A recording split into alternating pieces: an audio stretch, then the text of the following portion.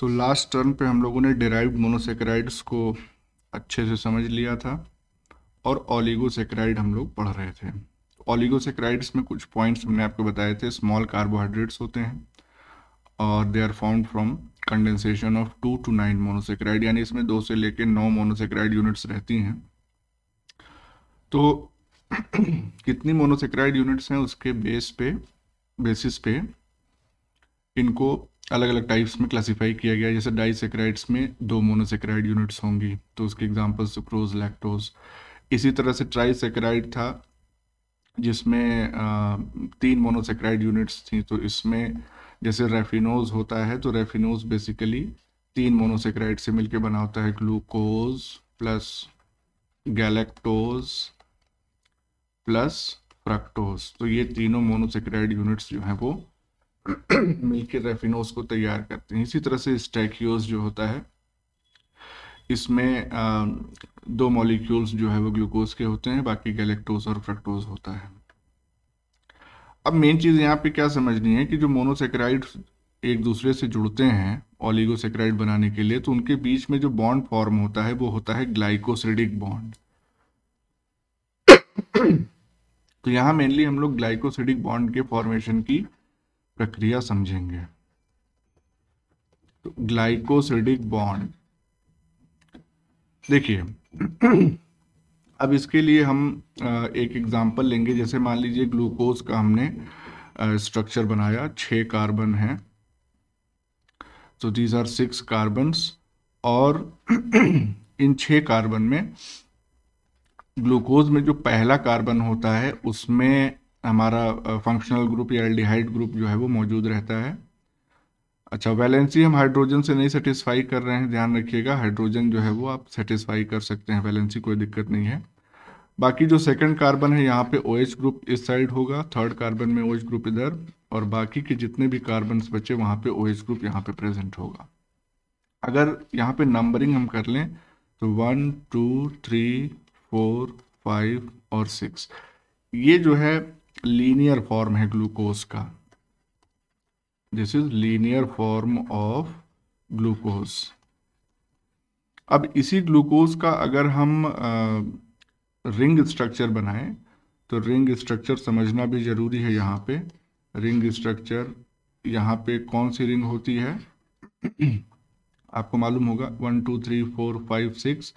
ये बेसिकली एक pyranose ring होती है जो कि 6 मेंबर्ड रिंग होती है, जिसमें एक ऑक्सीजन होता है और बाकी यहाँ पे, इसको थोड़ा सा और अगर एक्यूरेटली बना लें, हेयर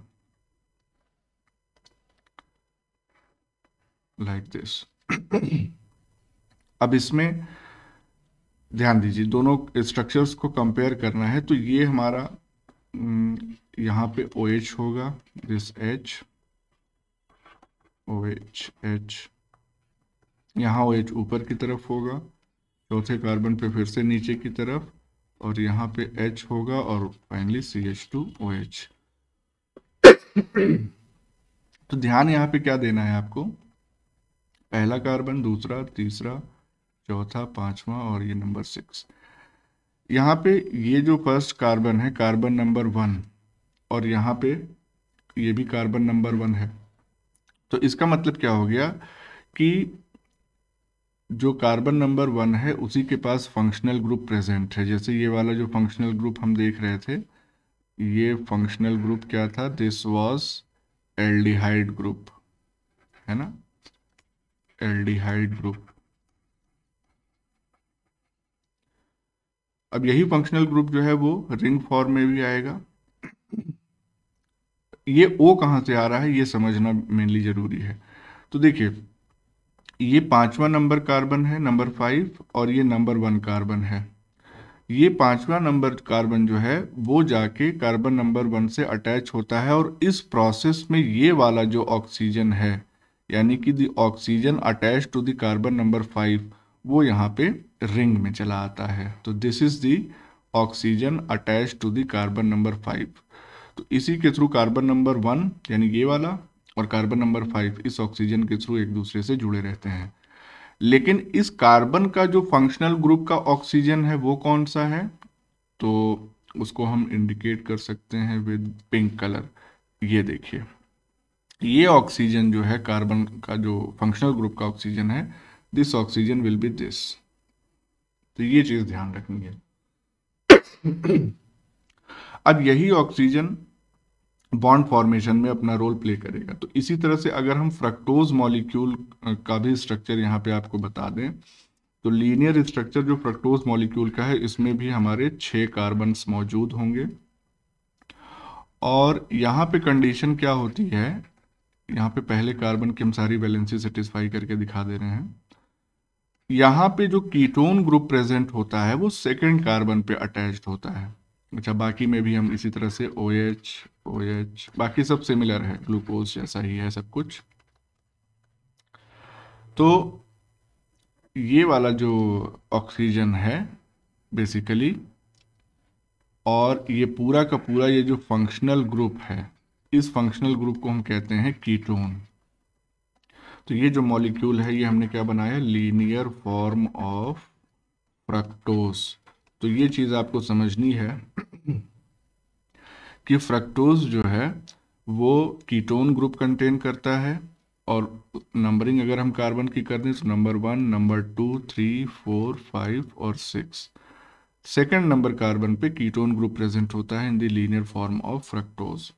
अगर इसी फ्रक्टोज की हम साइक्लिक फॉर्म बनाएं तो यहाँ पे ध्यान क्या देना है आपको कि फ्रक्टोज जो होता है वो फ्यूरनोज रिंग स्ट्रक्चर कंटेन करता है। इसका मतलब क्या हो गया कि ये 5 मेंबर्ड रिंग बनाता है। ग्लूकोज में 6 मेंबर्ड रिंग बन रही थी, पायरेनोज था, जबकि फ्रक्टोज में फ्यूरनोज रिंग स्ट्रक्चर होता है और उसमें 5 मेंबर्ड रिंग होती हैं।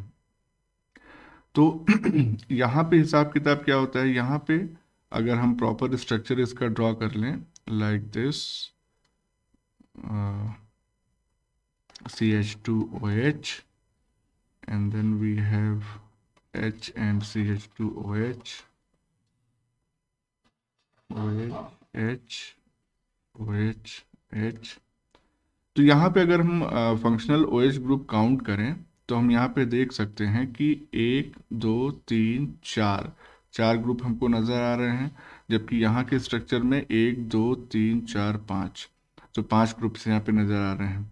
तो इसका मतलब ये हो गया कि कहीं ना कहीं हमको यहाँ पे एक OH और बढ़ाना है, तब ये स्ट्रक्चर बैलेंस हो जाएगा। Now this is the furanose form of fructose. तो यहाँ पे भी अगर हम नंबरिंग कार्बन एटम्स की कर लें तो हमारे लिए और क्लियर हो जाएगा। ये है carbon number 1, this is 2, 3, 4, 5 and this 6, क्योंकि फ्रक्टोज भी 6 कार्बन का मोनोसेक्राइड होता है। अब यहाँ पे देखिए यहाँ पे कार्बन नंबर 5 और कार्बन नंबर 2 को ये ऑक्सीजन जोड़ रहा है, और वो ऑक्सीजन भी कार्बन नंबर 5 से अटैच था कहाँ पे, लीनियर फॉर्म ऑफ फ्रक्टोज में। तो this will become like this. ठीक, अब हमको क्या करना है कि हमको एक ओलिगोसेकेराइड बनाना है जिसमें 2 मोनोसेकेराइड यूनिट्स हैं, यानी कि नेक्स्ट हमको बनाना है ग्लूकोज प्लस फ्रक्टोज। तो ये जब हम बनाएंगे तो हमको मिलेगा क्या, सुक्रोज मिलेगा। और इसी में हम आपको ग्लाइकोसिडिक बॉन्ड के फॉर्मेशन का प्रोसेस भी समझा देंगे। तो let's draw a molecule of glucose. इस तरह से ग्लूकोज मॉलिक्यूल जो है वो बन गया। बाकी के हम फंक्शनल ग्रुप्स नहीं बनाएंगे, सिर्फ यही वाले बनाएंगे which are going to be involve in the, this is CH2OH। बाकी सब आपको मालूम है। हमको मेनली मकसद हमारा क्या है कि हमको देखना है कि किस तरह से कार्बन नंबर 1 का जो फंक्शनल ग्रुप है वो बॉन्ड फॉर्मेशन में कैसे इस्तेमाल हो रहा है। तो दिस इज ग्लूकोज, और यहीं पे हम बनाएंगे हमारा दूसरा मॉलिक्यूल दैट इज फ्रक्टोज। तो this will become fructose like this. और यहाँ पे भी एक OH ग्रुप है इससे अटैच्ड, दिस इज CH2OH, और here also CH2OH and here will be H। यहाँ पे भी अगर नंबरिंग करें तो नंबर 1 है और ये नंबर 2 है, बाकी ये है नंबर 3, 4, 5, 6। इसको भी कंप्लीट कर दें, 2, 3, 4, 5 एंड 6। अब जो एक्चुअली में बॉन्ड फॉर्मेशन हो रहा है उसमें होता क्या है कि ये जो H है, H from this and OH group from this, ये दूसरे से कंबाइन करेंगे, यानी H यहाँ से और OH यहाँ से, and they will come out in the form of water molecule. कि वाटर मॉलिक्यूल बाहर निकल रहा है, इसीलिए इस प्रोसेस को हम कहते हैं डिहाइड्रेशन या डिहाइड्रेशन सिंथेसिस। और जब ये डिहाइड्रेशन कंप्लीट हो जाता है तो ये दो मॉलिक्यूल्स जो है, इसको भी हम यहाँ पे लिख दें, ये कौन सा मॉलिक्यूल है, दिस इज फ्रक्टोज। तो ये दो मॉलिक्यूल्स एक दूसरे से जुड़ के एक सिंगल मॉलिक्यूल ऑफ सुक्रोज बना लेते हैं, यानी कि ये दोनों मॉलिक्यूल कंडेंस हो गए। इसीलिए इस रिएक्शन को हम कंडेंसेशन रिएक्शन भी कहते हैं। और इस रिएक्शन की वजह से फाइनली हमको जो बॉन्ड या जिस बॉन्ड के थ्रू ये जुड़ेंगे आपस में, that bond will be called as glycosidic bond. तो हम सिर्फ उतना ही स्ट्रक्चर बना रहे हैं जहाँ पे ग्लाइकोसिडिक बॉन्ड हमको नजर आ जाए। तो दिस, यहाँ पे भी एक ऑक्सीजन होगा और ये जो बीच में एक बॉन्ड तैयार हो गया है विद दिस ऑक्सीजन इन्वॉल्व, इस बॉन्ड को हम कहते हैं ग्लाइकोसिडिक बॉन्ड। तो ये क्या है, this is a glycosidic bond. और यहाँ पे आप देखेंगे तो ये बेसिकली किस तरह का ग्लाइकोसिडिक बॉन्ड है, COC वाला ग्लाइकोसिडिक बॉन्ड है, क्योंकि यहाँ पे भी कार्बन है, ये हमारी ग्लूकोज की कार्बन नंबर 1 है, और यहाँ पे भी कार्बन है, ये फ्रक्टोज की कार्बन नंबर 2 है। ध्यान दीजिए, कंपेयर करिए दोनों स्ट्रक्चर को। तो इस तरह से ये ग्लाइकोसिडिक बॉन्ड फॉर्म होता है between two monosaccharides.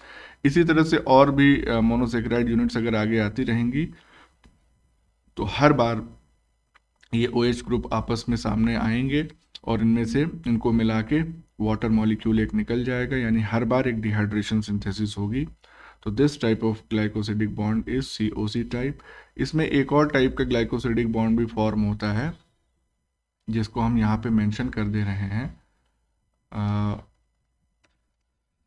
another type of glycosidic bond, जिसको हम लोग बेसिकली किस तरह से डिनोट करते हैं, that is called as CNC type.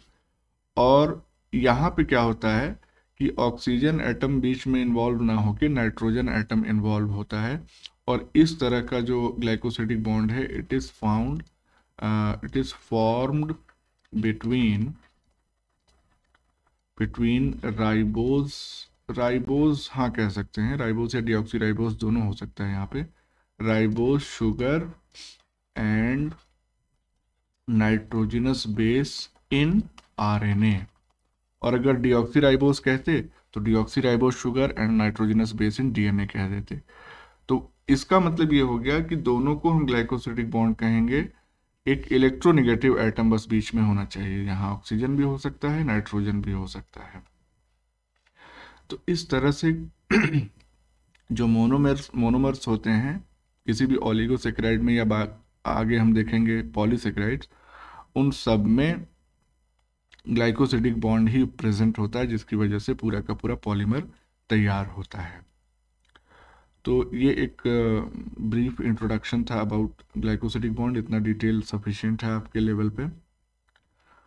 अब देखिए, अब हम लोग हमने लास्ट लेक्चर पे आपको कहा था कि हम लोगों को बात करनी है थोड़ा सा बिट डिटेल में हेक्सोसन मोनोसेकेराइड्स के बारे में। हेक्सोसन मोनोसेकेराइड्स तो हेक्सोसन मोनोसेकेराइड्स का मतलब क्या है कि कंटेनिंग 6 कार्बन, जिसमें 6 कार्बन होंगे, ऐसे मोनोसेकेराइड्स को हेक्सोसन मोनोसेकेराइड्स हम कहते हैं। जैसे कि यहाँ पे हमारे पास कई सारे एग्जाम्पल हैं और एक एक करके हम सबको डील कर लेंगे। तो इसमें जो नंबर 1 है हमारा वो है माल्टोज। अब माल्टोज जो होता है इसको हम और किस नाम से जानते हैं, also known as malt sugar. तो ये माल्ट शुगर कहलाता है। क्यों? क्योंकि it is found in malted grains of barley. Barley में ये काफी बहुतायत में पाया जाता है।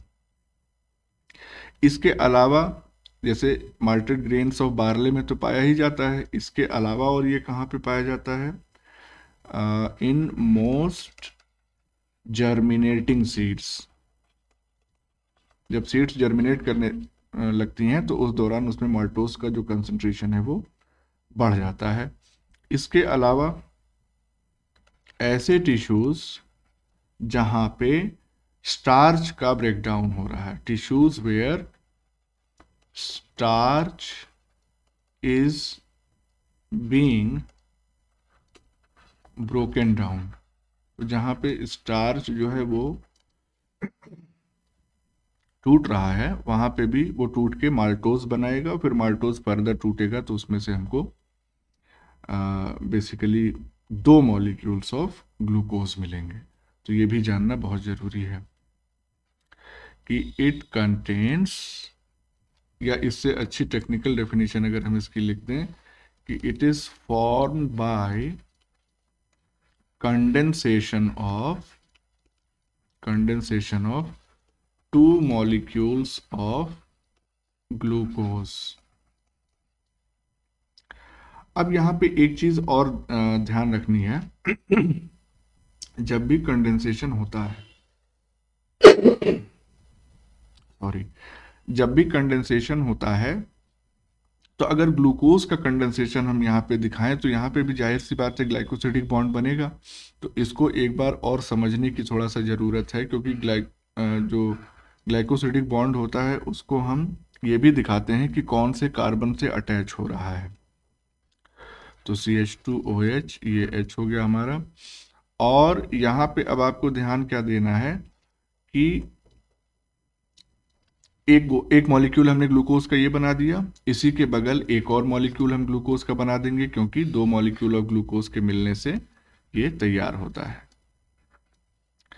अब देखिए अगर हम यहाँ पे कार्बन्स की नंबरिंग करें तो ये 1 2 3 4 5 और 6 हो जाएगा। इसी तरह यहाँ पे भी 1 2 3 4 5 और 6 हो जाएगा। तो यहाँ ये जो 2 मॉलिक्यूल्स हैं ग्लूकोज के, this is glucose and this is also glucose. पूरा हमने ड्रॉ नहीं किया है, आप ड्रॉ कर सकते हैं, बाकी it's just an indicative diagram. अब यहाँ पे जो ग्लाइकोसिडिक बॉन्ड बनेगा it will be formed like this. ये ग्लाइकोसिडिक बॉन्ड बन गया COC। यहाँ पे कार्बन की नंबरिंग बहुत इंपॉर्टेंट है। यहाँ पे कार्बन 1 ऑफ ग्लूकोज से कार्बन 4 ऑफ नेक्स्ट ग्लूकोज जुड़ रहा है। इसी तरह से ये कार्बन 1 अगले जो कार्बन ग्लूकोज होगा उसके चौथे कार्बन से जुड़ेगा। तो पहला कार्बन चौथे कार्बन से जुड़ रहा है, इसी तरह से पहला चौथा, इस तरह से बॉन्ड जो है बनेगा।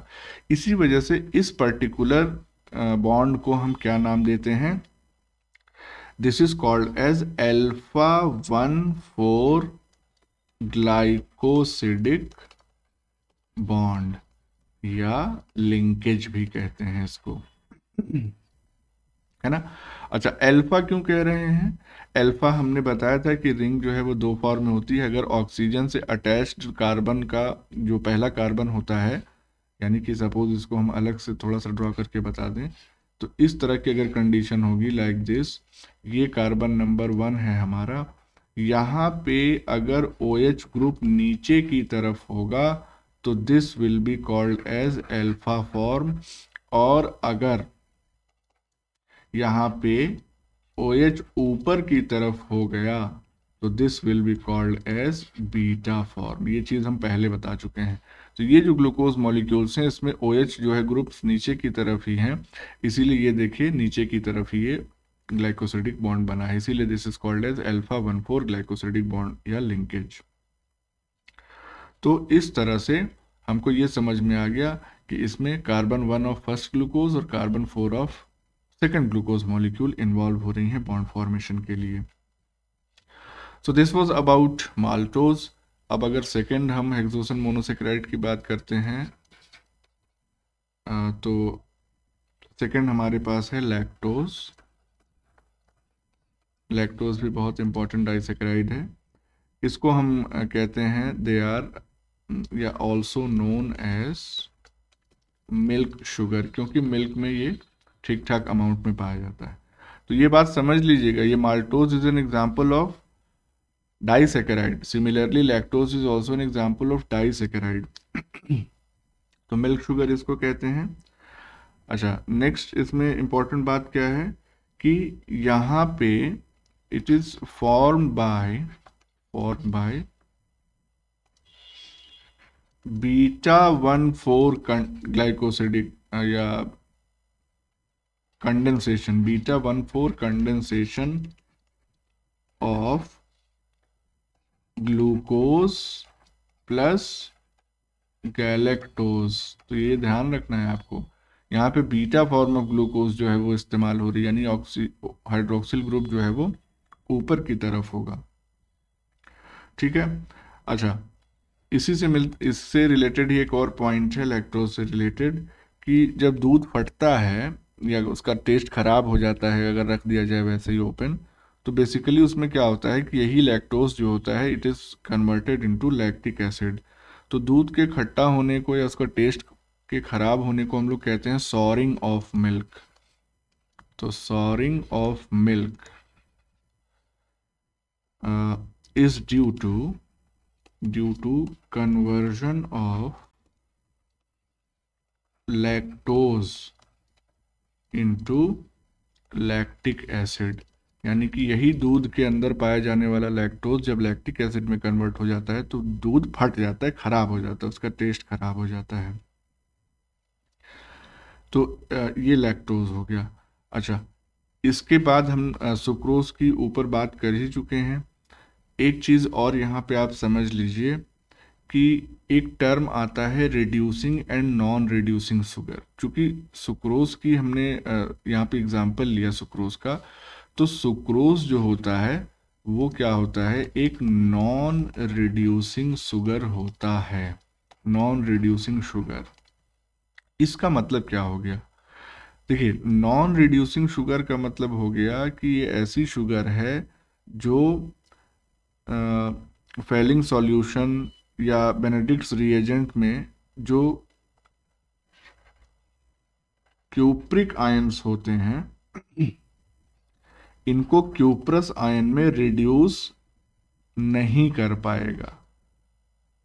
क्यों नहीं रिड्यूस कर पाएगा, अभी इसकी डिटेल भी हम बताएंगे आपको, लेकिन फिलहाल इस सवाल का जवाब जानना जरूरी है कि आखिर ये सुक्रोज जो है इसमें ऐसी क्या कमी है कि ये क्यूप्रिक आयन को क्यूप्रस में या Cu2+ को Cu+ में रिड्यूस नहीं कर पाता है।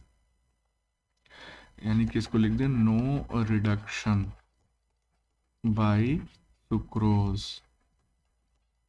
ऐसा इसलिए होता है कि सुक्रोज में हमारे पास ग्लूकोज हैं और फ्रक्टोज, दो मॉलिक्यूल्स हैं अलग अलग मोनोसेक्राइड्स के।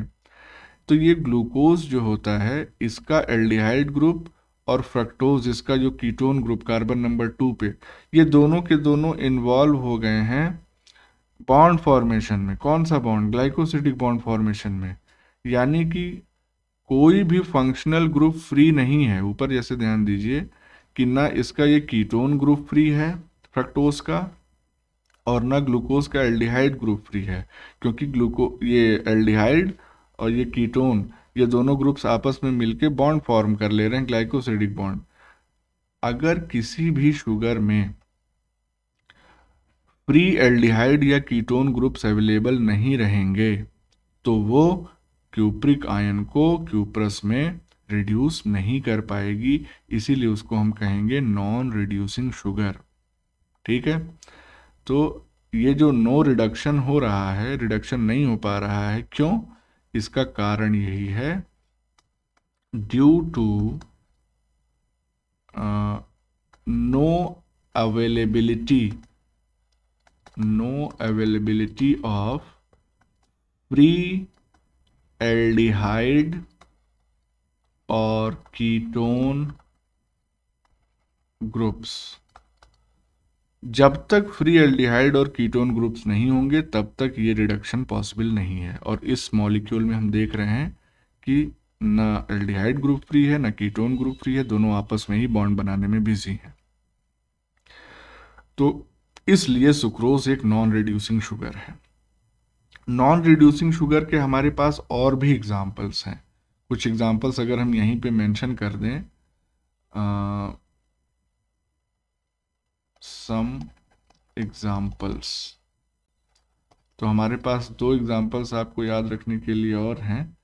एक को हम कहते हैं ट्री हेलोज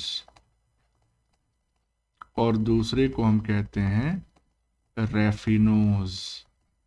तो सुक्रोज, ट्री हेलोज और रेफिनोज ये तीनों नॉन रिड्यूसिंग शुगर के एग्जाम्पल्स हैं। अब ट्री हेलोज क्या है, तो आइए इसके बारे में बात कर लेते हैं। बेसिकली ट्री हेलोज भी क्या है, trehalose is also a disaccharide. तो नेक्स्ट हम बात करेंगे ट्री हेलोज की।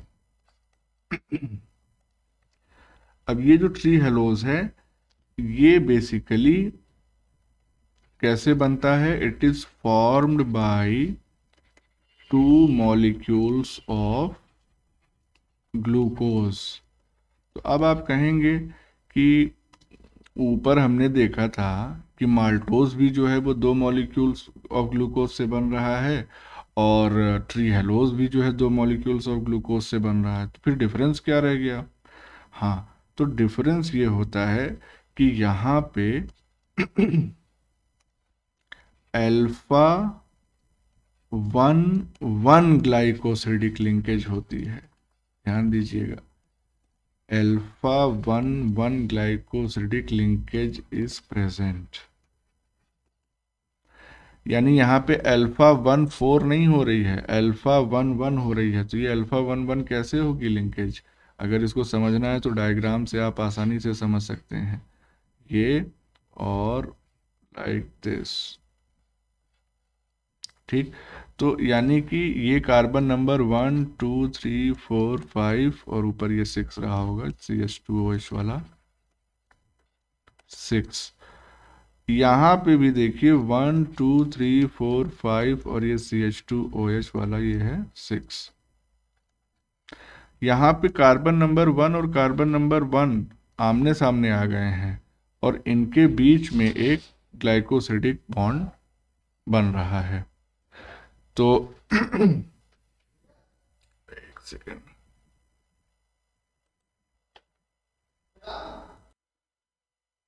तो इस तरह से इन दोनों मॉलिक्यूल्स में कार्बन नंबर 1 इस्तेमाल हो रहे हैं बॉन्ड फॉर्मेशन के लिए, इसीलिए डिफरेंस आ गया between trehalose and maltose. दूसरी बात यह है कि ट्री हेलोज बेसिकली पाया कहाँ जाता है, तो अगर इसके हम अकरेंस की बात करें तो it is found in some fungi and hemolymph of insects. Insects के अंदर एक्चुअली में ब्लड जो है वो कैपिलरीज के अंदर नहीं बहता है, बॉडी के टिश्यूज से टच होते हुए बहता है, and that is called as hemolymph. तो उस हीमोलिम्फ में भी ट्री हेलोज जो है वो प्रेजेंट होता है, पाया जाता है। तो इस तरह से हमने कुछ इम्पॉर्टेंट हेक्सोसन सैकराइड्स के बारे में डिस्कस किया। इसके बाद नेक्स्ट हम लोग फिर से डिस्कस करेंगे about the functions of small carbohydrates और फिर पॉलीसैकराइड्स पे मूव करेंगे इन दी अपकमिंग लेक्चर।